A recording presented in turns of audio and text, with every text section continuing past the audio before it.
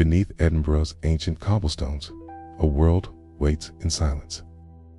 Not carved by kings or crowned by sunlight, but by shadows, hidden chambers, sealed whispers.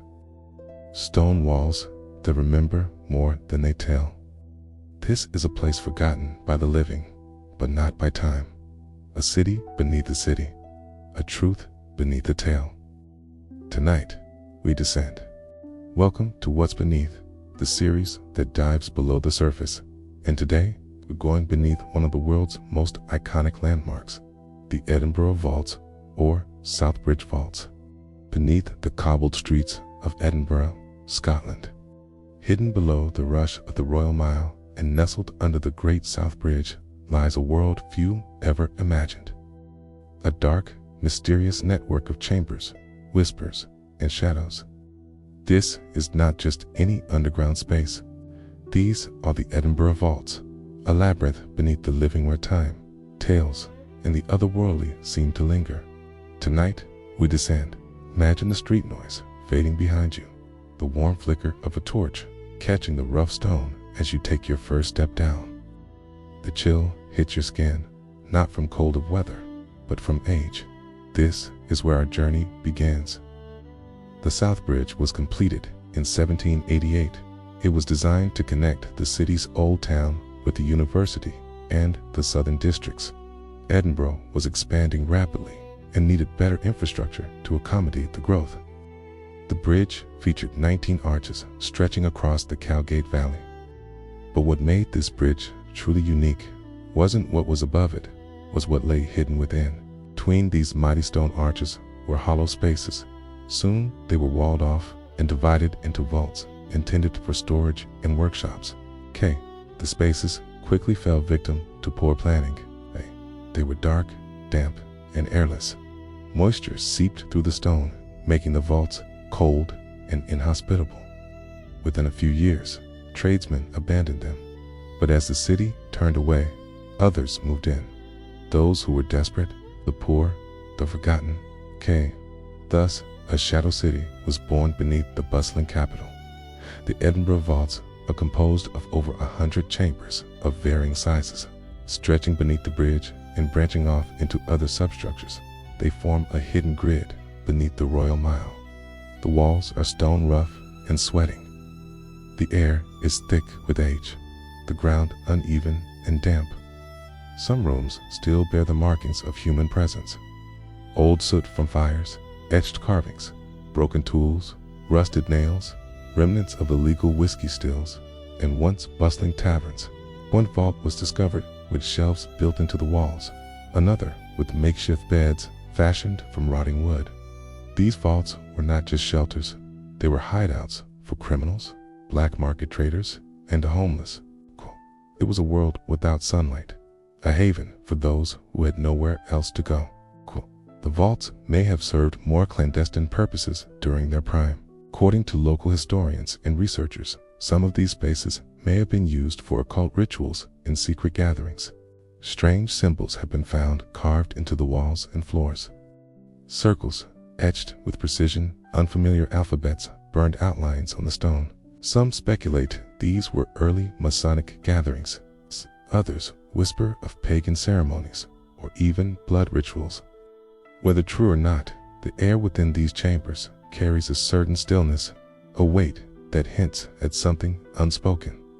In the early 1800s, reports began to emerge of body snatchers using the vaults as temporary storage for stolen corpses.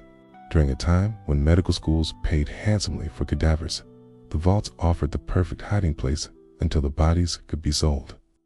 Some say the infamous Burke and Hare, who murdered victims for profit, may have used these tunnels.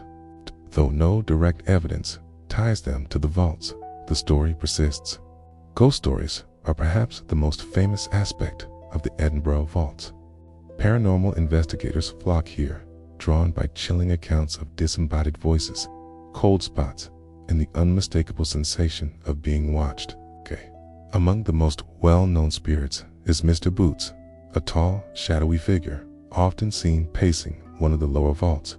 He is said to stomp loudly and growl at visitors. People report sudden fear or nausea in his presence. K. Others describe a heavy silence that presses on the chest as though the air itself disapproves.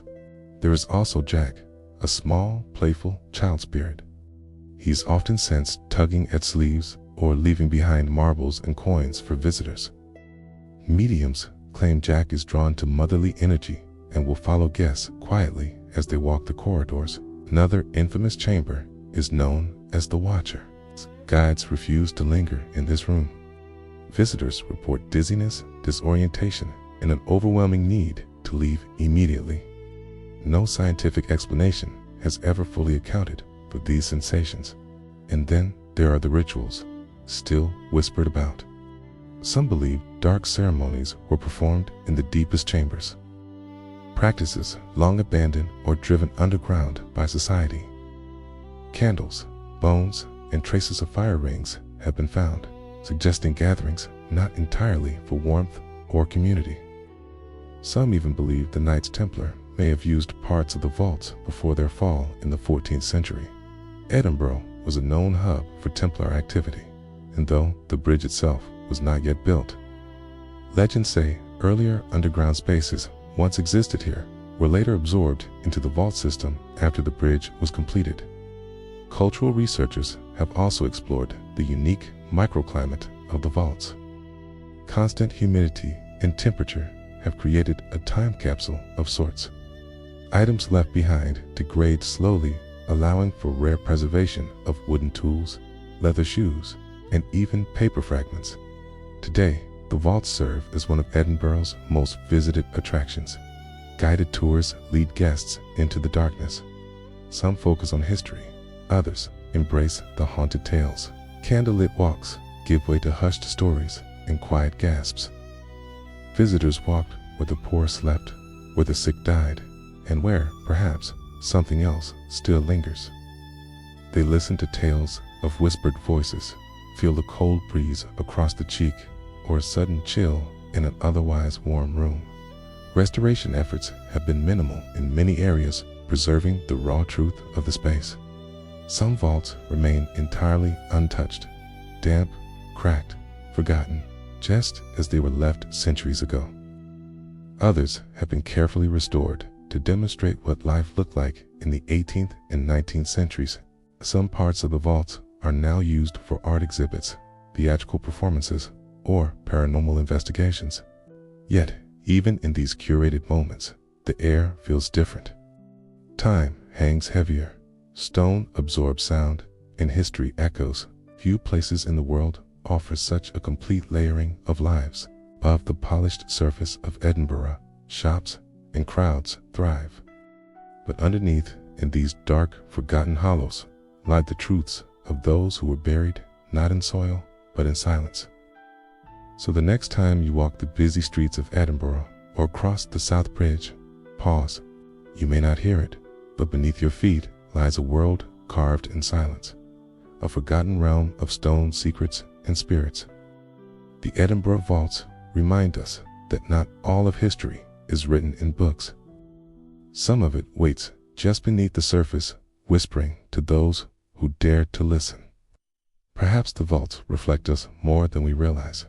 Layers built on stories, secrets, and silence. We cover them, we build over them, but they remain waiting. So the next time you cross the South Bridge or wander Edinburgh's cobbled lanes, pause and listen. Beneath your footsteps, history breathes and shadows wait. Good night, traveler. Sleep well, if you can. Thanks for watching What's Beneath. Don't forget to subscribe, like, and tap the bell if you want to explore what lies below the world's most famous landmarks.